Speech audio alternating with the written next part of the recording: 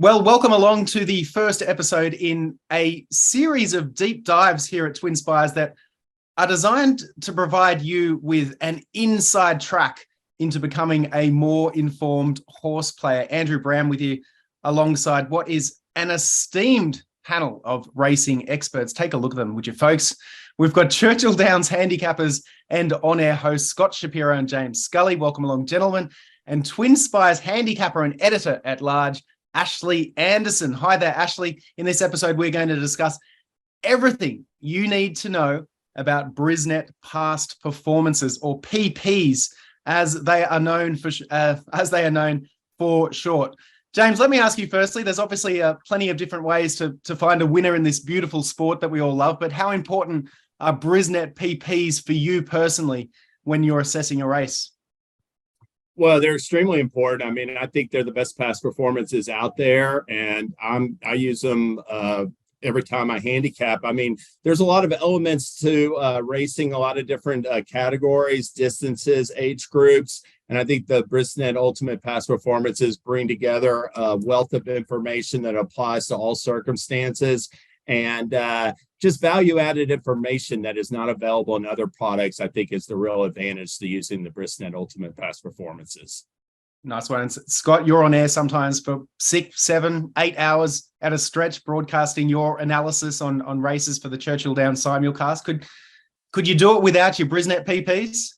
No shot, Brownie. And I did not use Brisnet past performances through much of my handicapping days, but over the last 8 years or so, they've certainly been my go-to, and they make a world of difference, not only just for the historical information, but for the proprietary information that we'll talk about in here as well. Real easy to see the pace of the race based on the Brisnet past performances.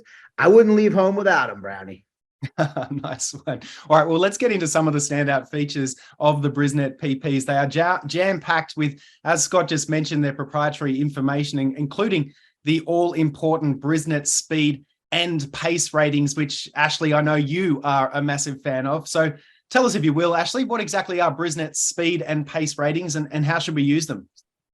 So if you're looking at the first page of a race and Brisnet's past performances, you'll see in the right-hand corner, there's a par winning figure. It's a speed figure for the race conditions that are in question. So for example, let's say it's a 6.5 furlong race.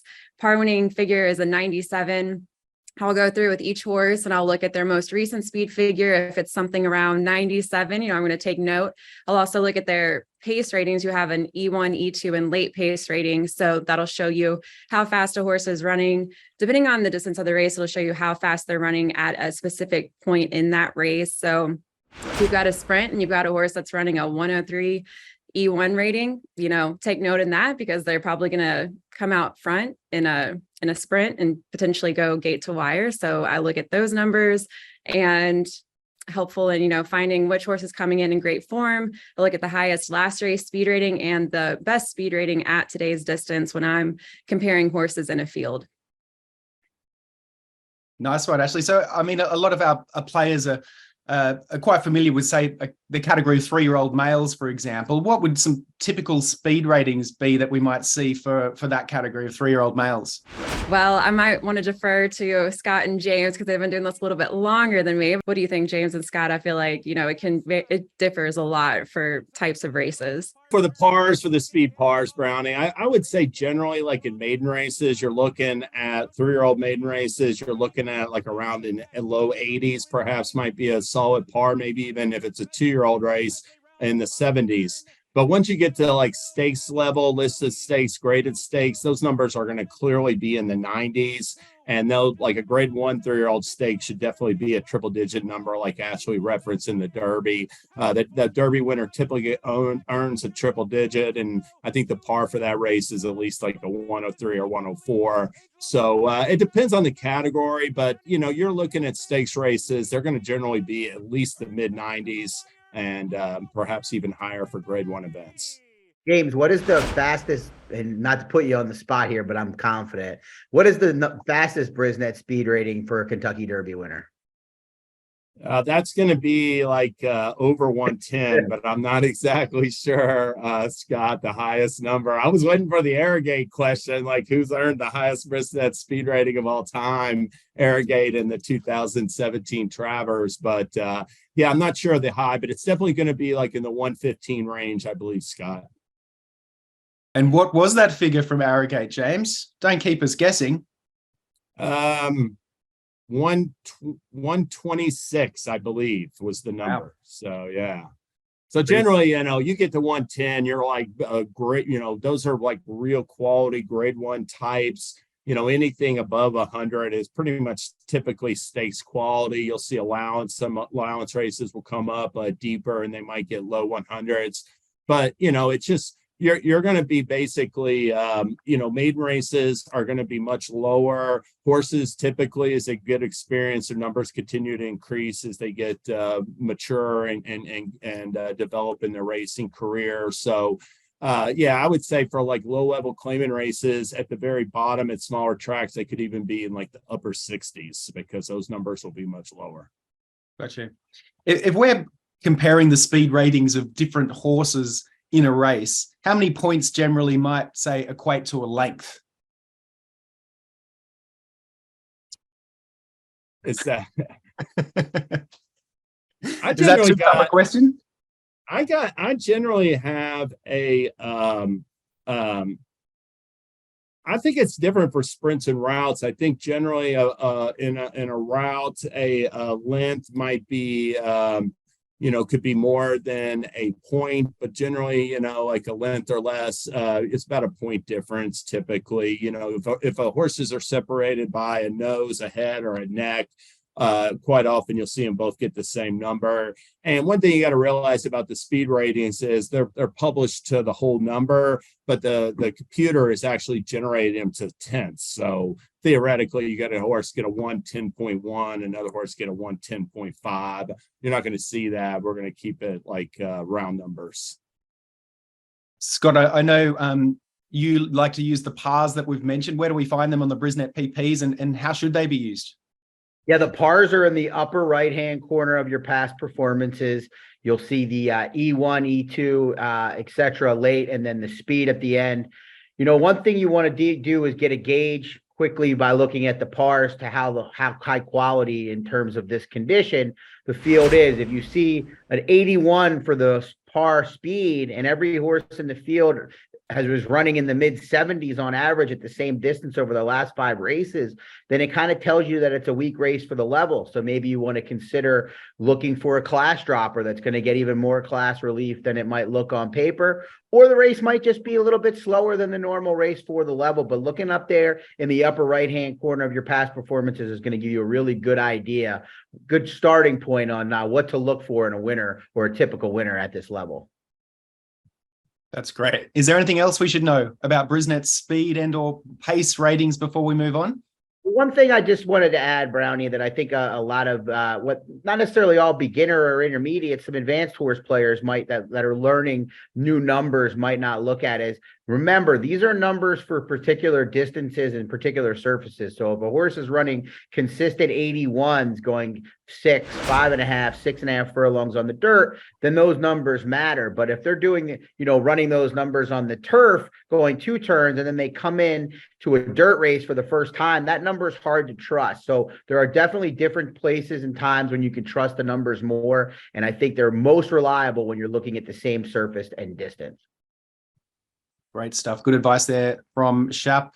Some little tricks of the trade when you're looking at those Brisnet speed and pace ratings. Another Brisnet proprietary figure that is extremely popular with horse players is the prime power rating, which can be found alongside a horse's lifetime start statistics and also in the race summary at the bottom of each race. This figure actually takes into account the Brisnet speed figure among other factors. James, what can you tell us about the prime power? Well, I mean, the prime power, it combines the Brisnet speed, pace, class, how the horses finish. It combines a bunch of different factors into one number. The higher, the better. And that number is for that horse in today's race. So, You're going to have on the ultimate past performances, next to each horse is pedigree stuff at the top of the page. For each horse, you're going to have a prime power number. It lists the number, plus in parentheses, it shows that horse's ranking in the field. And then in the summary, we list them in order as well. So it's like we like to say, it's our most powerful number because it combines so many different factors, and the higher the better. So it's a great tool for utilizing. One thing about it is you can also gauge like a point difference. Like a point difference in prime power might not be much, but we'll see some races where horses have a 2 or 3 point advantage, and the percentages just get higher for their win rate based on the prime power difference.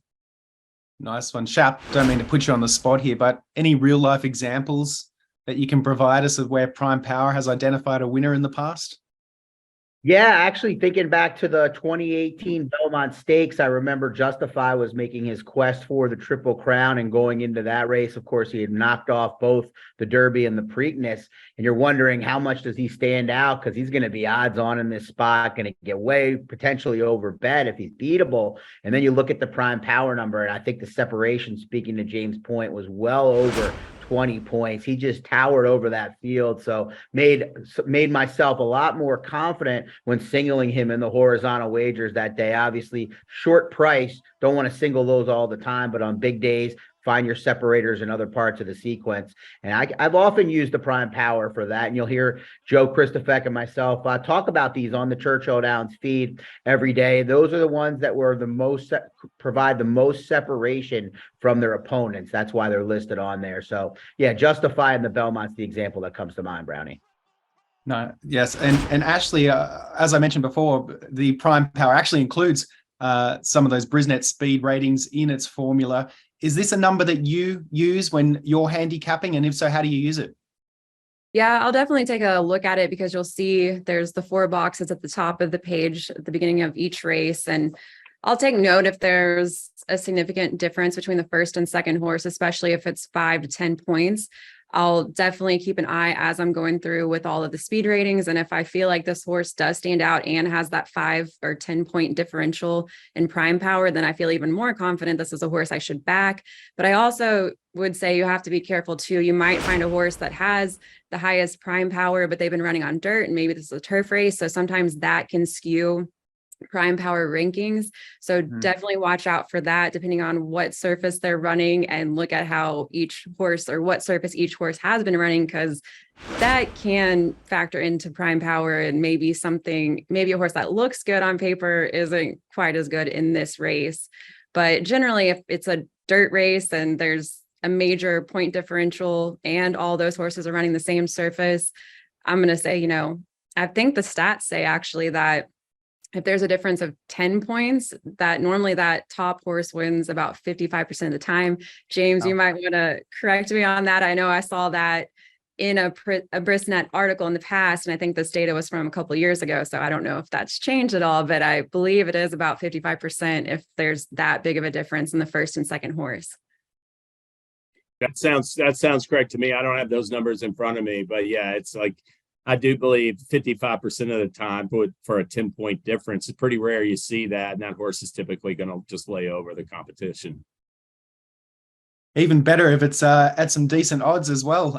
I would imagine if you're going to see a horse with that kind of differential at the top of a prime power, 10 points or more clear of the next best, it's probably going to identify a favorite. Would that be right, guys?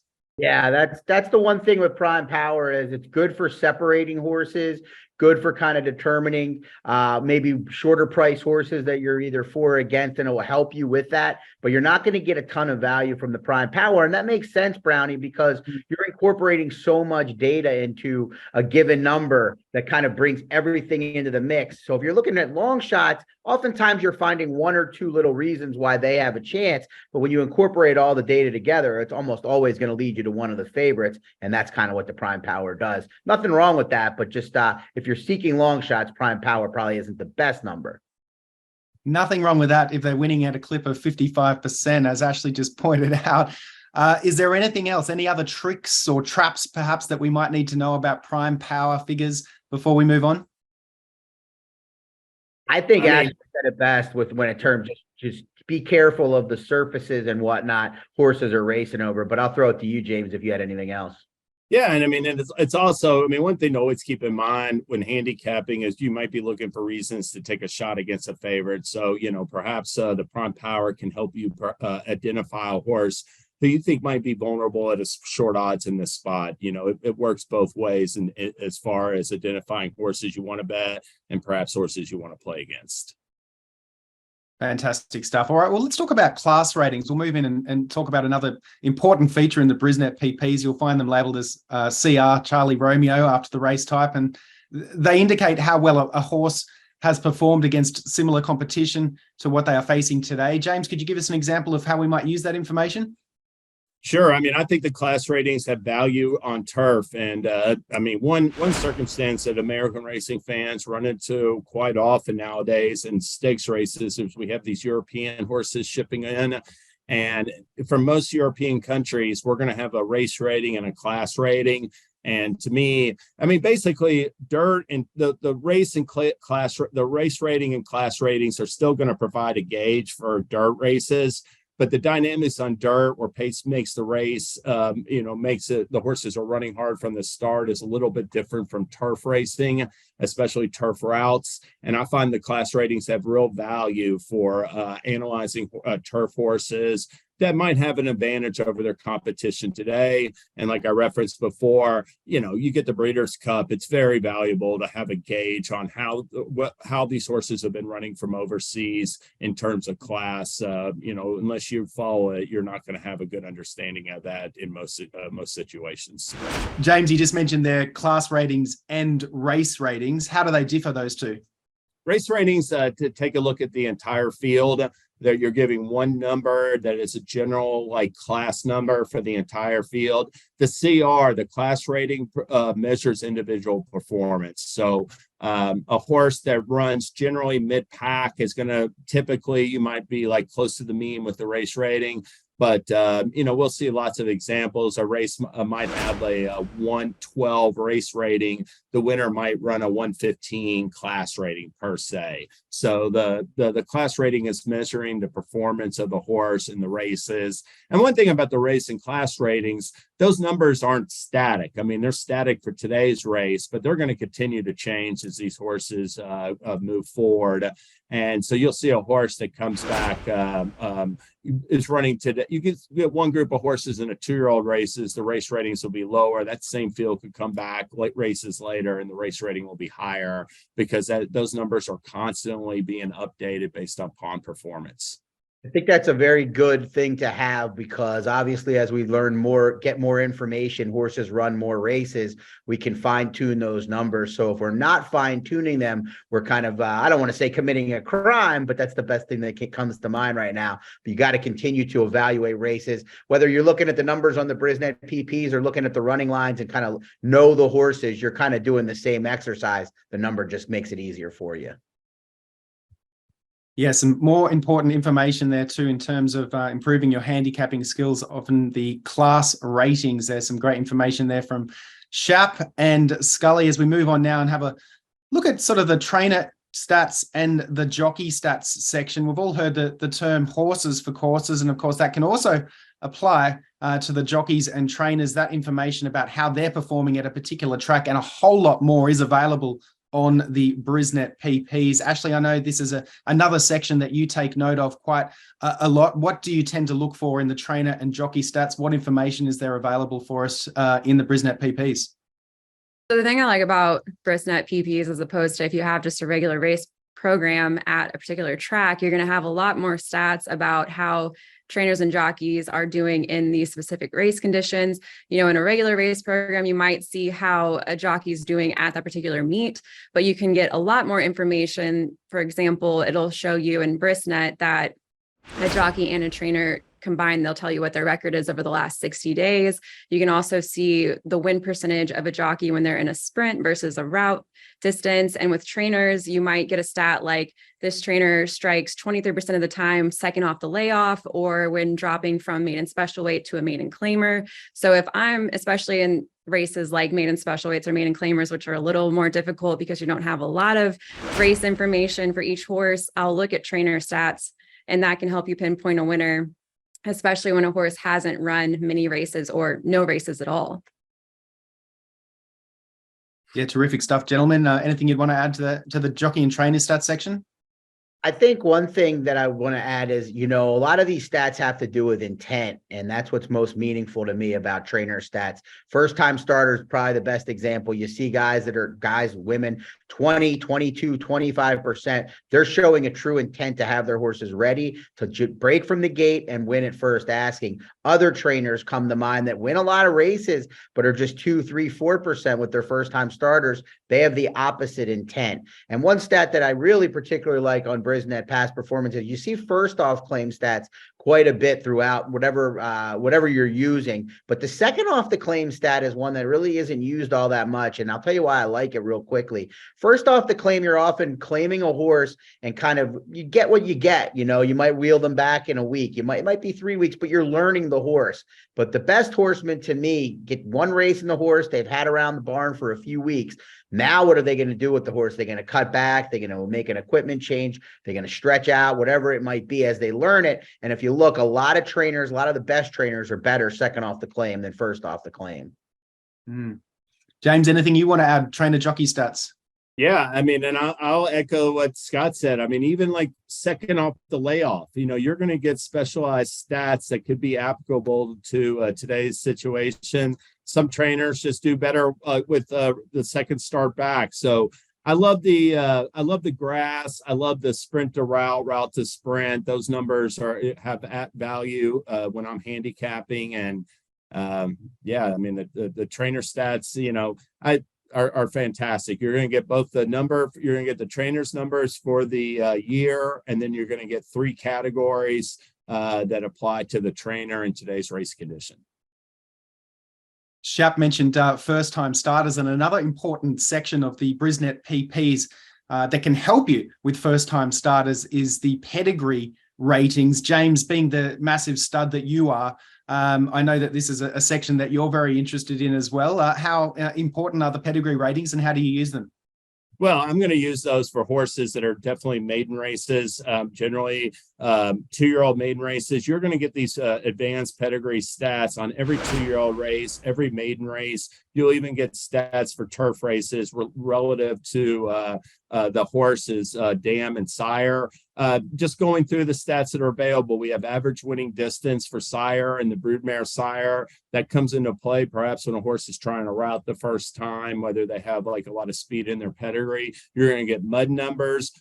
For me, like mud numbers, first out win numbers, all those are relative to first time a horse does it. Once they've done it, you've got experience to call upon, and you can make your own judgment how they're going to handle it. But first time on the grass, first time on the mud, first time starter, all those numbers have value because, as Scott pointed out, some trainers or some sires, some trainers might be real low, like less than 10%. Others can be 20% or higher. So there is a big difference. And along those lines, you're going to get a dam. You're going to get the number of starters a dam has had, the number of winners it's produced, the number of stakes winners. Those really have value in 2-year-old races to me, as well as the number of turf winners a dam has produced. Love looking at that number when a horse is trying the turf for the first time. Other numbers as well are first out win percentage, first out turf win percentage, and an standard SPI, which is a sire production index, which basically just says overall number, whether the sire is successful or not. And the gauge for that is really 1.0. 1.0 is generally considered to be a average, middle of the road number. And anything higher than 1.0 means that horse does well with his offspring. Anything lower tends to be a negative. In the same section, there's a lot of information there too around sales, the sales data. James, I know you're also keen on your sales data. What's included in the Brisnet PPs as far as that is concerned, and what can you garner from that information other than I certainly need to make sure I'm backing a few more winners before I can afford to buy one of these horses? Yeah, well, every horse, they're going to have their sales data right above the sire, in the middle at the top of their past performance for each horse. But in maiden races, over on the far hand right side, it's going to give you more data. It's going to say sold at. It's going to list the sale, the year, the price it sold for, and then it's going to give you a ranking for the sire. So, for example, a popular commercial sire like Into Mischief might have 70, 80, 100 horses sell during the course of a year, weanlings, 2-year-olds, and yearlings. And it's going to rank those horses. And typically the higher a horse sells, and I'd mentioned Into Mischief, but where it really has value to me, Andrew, is when you have a lesser sire that perhaps isn't as well known. I see that this sire has like 20 horses that sold at auction last year or the year before, and this was the #1 seller. This horse had something going for him at the time that might be able to translate to racing first time out today. So yeah, those sires, those pedigree, those sales information numbers have value, and you also see what the sire's average sales price is, so you can gauge that as well. So much information, and another great feature of the Brisnet PPs designed to give the handicapper an edge is information around track bias as well. Scott, what can you tell us about track bias? Well, track bias can be extremely informative before you make your decisions. You could pick up your past performances, do all the work, but if the racetrack is playing towards speed, or if it's impossible to wire out a field, everything's from coming out the back, then a lot of the handicapping goes out the window. You can oftentimes cost more than half the field. The Ellis Park meet over the last few weeks is one track that definitely has had biases. It's been very tough to come from off the pace. It's been very tough to come from the outside. You want to be along the inside. So having that sort of information is certainly going to make things easier. And James, I know Brisnet has a real good way of helping organize that, right?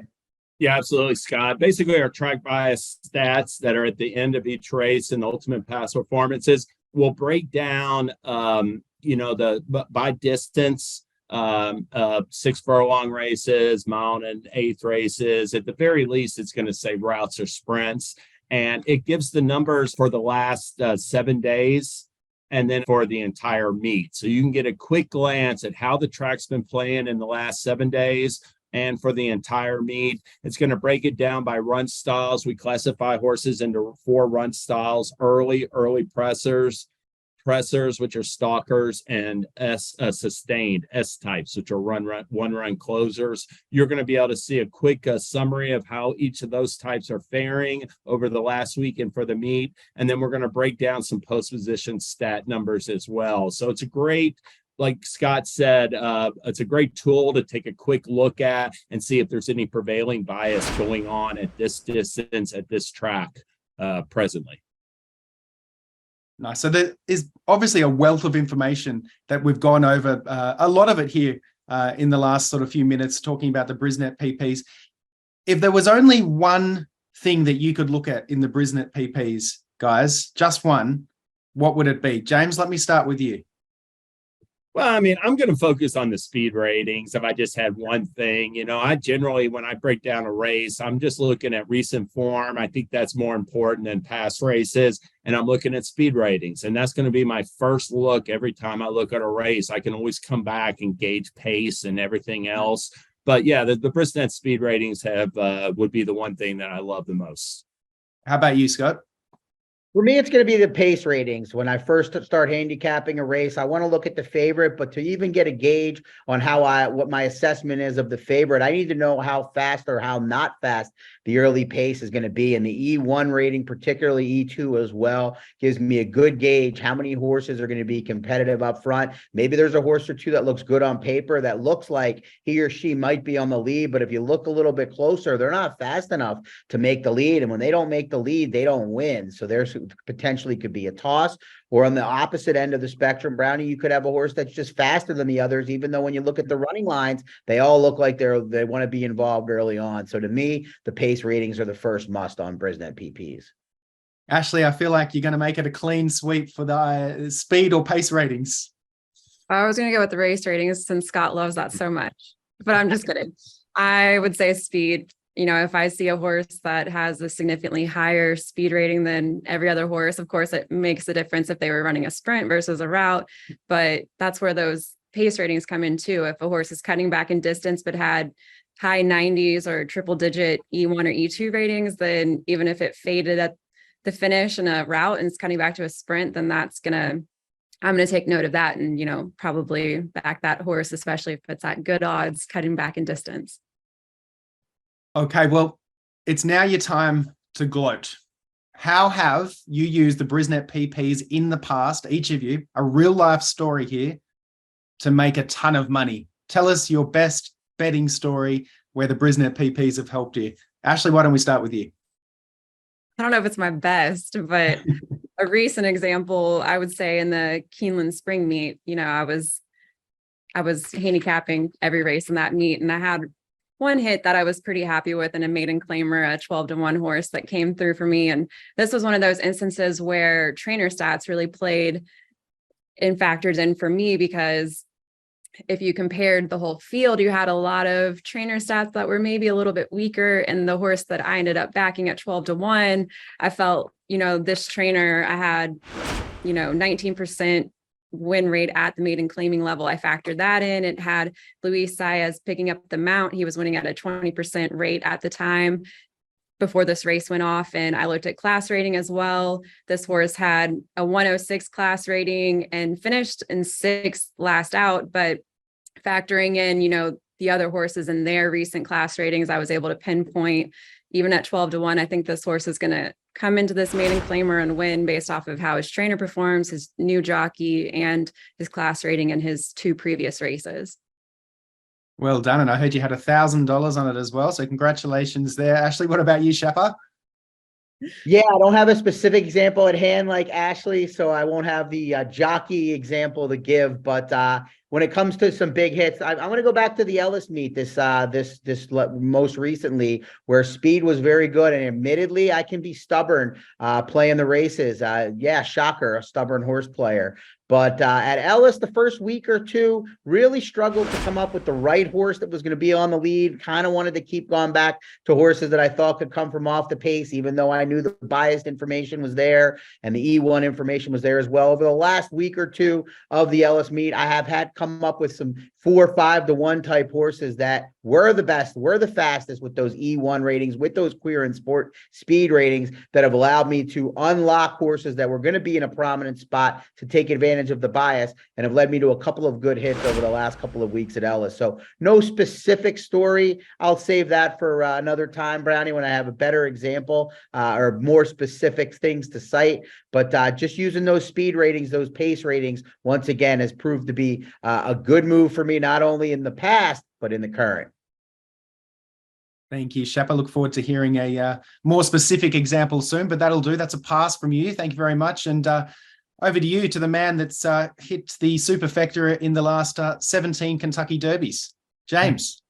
Yeah, I'm going to spotlight a horse at Keeneland, just like Ashley did. And this is a horse to me last year in the Grade 2 Phoenix last fall at Keeneland. I took a look at that stakes race, and I was looking at Manny Waugh. And here's a horse that had not won his 2 previous starts, but his pace numbers showed me all I needed to see about him. He had been earning late pace numbers in the 70s, low 80s, and he started turning things around for Wayne Catalano without winning, and the numbers showed it right on paper. 2 starts back, he had run second, and he had gotten a 96 late pace number. And then he was coming off of, like, when I went back and watched the replay, I just submitted it because I thought it was troubled effort, but it was a close 4th at Churchill Downs. He got a 96 E2, a 97 LP. I knew that horse was coming back into form, and figured he'd get the right trip at Keeneland. And at 17-1, that was a good hit that I could contribute directly towards our pace numbers. And, like I said, a lot of times you'll see a horse that has something going for it, but everybody can see it. It's those examples where you can sort of find it where it's not obvious that I think provide an opportunity for a big hit sometimes. Thank you, James. And maybe we'll do a separate video about your Kentucky Derby superfecta victories some other time as well. Well, guys, thank you so much for this. It's all been incredibly insightful and interesting information about the Brisnet PPs. I think you're all welcome back for the next video if you'd like to come back. But yeah, so we'll see you next time. Of course, Brisnet PPs are available, of course, to view via the Twinspires app or desktop, or by visiting, of course, brisnet.com. Thank you for watching. We'll see you on our next topic very soon, right here at Twinspires.